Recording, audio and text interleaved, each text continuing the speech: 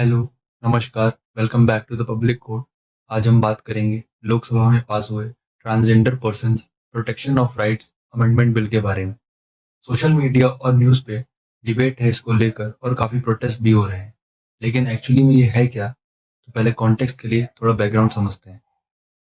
तो supreme court ने 2014 में नालसा जजमेंट दिया था, जिसमें क्लियरली मेंशन था कि हर इंसान को अपनी जेंडर आइडेंटिटी खुद डिसाइड करने का हक है, जो कि प्रोग्रेसिव और हिस्टोरिक डिसीजन था।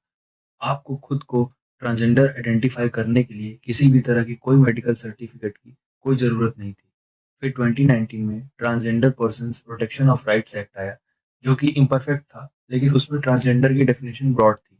Trans man, trans women, gender queer सब इंक्लूडेड थे और सेल्फ आइडेंटिफिकेशन का प्रिंसिपल भी था। इमेजिन कोई आपसे बोले आपको अपना जेंडर प्रूव करने के लिए नेकेड होकर मेडिकल ऑफिसर से चेक करवा कर सर्टिफिकेशन बनवाना होगा। अच्छा नहीं लगेगा ना? वैसे ही किसी को भी अपनी आइडेंटिटी का सर्टिफिकेशन किसी से लेने की जरूरत नहीं होनी चाहिए। इस बिल के अकॉर्डिंग सभी एग्जिस्टिंग और क्लेमिंग ट्रांसजेंडर को डिस्ट्रिक्ट मजिस्ट्रेट से अपना सर्टिफिकेट इशू करवाना होगा after examination by medical board, जिसको हेड करेंगे चीफ मेडिकल ऑफिसर। बिल ने इंटरसेक्स और ट्रांसजेंडर आइडेंटिटीज को एक लीगल कैटेगरी में डाल दिया है, और ये दोनों ही बिल्कुल अलग चीजें हैं। और बिल में यूनक को लीगल कैटेगरी में डाल दिया है। ये word historically criminal tribes act 1871 से आता है, जिसमें यूनक को क्रिमिनल ग्रुप में रखा गया था, और बहुत सारे लोगों को यह प्रॉब्लमेटिक लग रहा है। बिल में नए स्ट्रिक्ट रूल्स हैं, जैसे ट्रांसजेंडर्स के अगेंस्ट वायलेंस या क्राइम्स, जबरदस्ती मजदूरी, घर और गांव से निकालने पर 6 महीने से 2 साल तक की सजा प्लस फाइन, और किसी बच्चे को जबरदस्ती ट्रांसजेंडर बनाने के लिए किडनैपिंग करने पर लाइफ इम्प्रिजनमेंट प्लस 5 लाख का फाइन, और एडल्ट के केस में 10 साल की सजा और 2 लाख का फाइन लगेगा। और किसी बच्चे को ट्रांसजेंडर बनाकर भीख मंगवाने पर या लेबर करवाने पर 10 से 14 साल की सजा और 3 लाख का फाइन लगेगा। एडल्ट के केस में 5 से 10 साल की सजा और 1 लाख का फाइन लगेगा, जो कि कुछ हद तक सही भी है। यूनियन मिनिस्टर वीरेंद्र कुमार ने कहा कि यह बिल सिर्फ जो लोग बायोलॉजिकल इश्यूज की वजह से सोशल बॉयकॉट फेस करते हैं, उनकी राइट्स प्रोटेक्ट करने के लिए है। इसी को लेकर बीजेपी एमपी मेधा विश्राम कुलकर्णी ने कहा, बिल का पर्पस रियल ट्रांसजेंडर इंडिविजुअल को जस्टिस देना और जो लोग लीगली ट्रांसजेंडर बनते हैं लेकिन है नहीं, उनको पनिश करना है। फर्स्ट ट्रांसजेंडर शंकराचार्य हिमांगी सखीमा ने भी बिल का सपोर्ट किया है। बिल इंट्रोड्यूस करने से पहले National Council for Transgender Persons NCTP उनसे भी प्रॉपर कंसल्टेशन नहीं हुआ। बिल पास होते ही एनसीटीपी के 2 मेंबर्स ऋतुपर्णा न्योग एंड कल्की सुब्रमण्यम ने रिजाइन कर दिया। उनका कहना था कि यह बिल्कुल उनके सेल्फ आइडेंटिफिकेशन और डिग्निटी के फंडामेंटल राइट्स के खिलाफ है।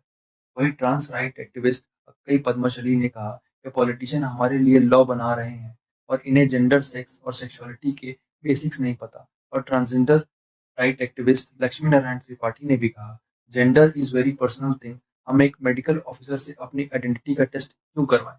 कनमनी रे, जो एक ट्रांस वुमन है, सुप्रीम कोर्ट में प्रैक्टिस करती हैं, उनका कहना है जो लोग आइडेंटिफाई करना चाहते हैं उन्हें डिनाई किया जा रहा है, और जो लोग फोर्स किए गए हैं उन्हें इंक्लूड किया जा रहा है। टीएमसी लीडर साकेत गोखले ने पार्लियामेंट में कहा कि इंडिया में 31% ट्रांसजेंडर ने डिस्क्रिमिनेशन की वजह से सुसाइड अटेम्प्ट की है, और अब गवर्नमेंट खुद उनके साथ डिस्क्रिमिनेशन कर रही है।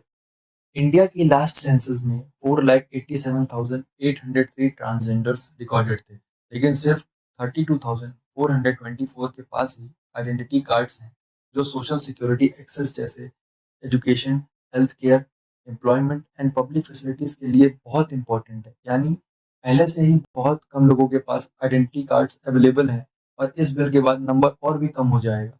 ये बिल दोनों हाउसेस से पास हो गया है, लेकिन group of 140 lawyers, law students और एक्टिविस्ट ने प्रेसिडेंट को पिटीशन भेजी है कि बिल पे साइन ना करें और वापस पार्लियामेंट में रिकंसिडरेशन के लिए भेजें। पर्सनली मुझे ये बिल इरेलेवेंट लगा। मुद्दा भटकाने वाला, रियल इशू से ध्यान हटाने के लिए था। मतलब इसकी जरूरत ही क्या थी, जब नालसा और 2019 एक्ट ऑलरेडी एग्जिस्ट करता था, जिससे ट्रांसजेंडर को इतना ऑब्जेक्शन नहीं था। आप किसी से भी male, female, homosexual, heterosexual, bisexual, asexual किसी से भी आइडेंटिटी की मांग नहीं कर सकते। ये सबका अपना राइट टू फ्रीडम है। इंस्टेड गवर्नमेंट को सेल्फ आइडेंटिफिकेशन रिस्टोर करना चाहिए। गवर्नमेंट हॉस्पिटल्स में हेल्थ केयर एक्सेस देना चाहिए। सिक्योरिटी, लाइवलीहुड अपॉर्चुनिटी जैसे कर्नाटका में 1% जॉब रिजर्वेशन है, वैसा कुछ देना चाहिए। और सोशल अवेयरनेस बढ़ानी चाहिए, कम्युनिटी बिल्डिंग करनी चाहिए, सभी तरह के लोगों के लिए इंक्लूसिव इन्वायरमेंट बनाना चाहिए। एनीवेज, आपके जो भी ओपिनियंस है कमेंट सेक्शन में बताइए और हमें सपोर्ट करने के लिए चैनल को सब्सक्राइब कीजिए, वीडियो को लाइक और शेयर कीजिए। I hope we build inclusive and progressive society for everyone to exist and accept them as they are and who they are. Thank you for listening. Until next time.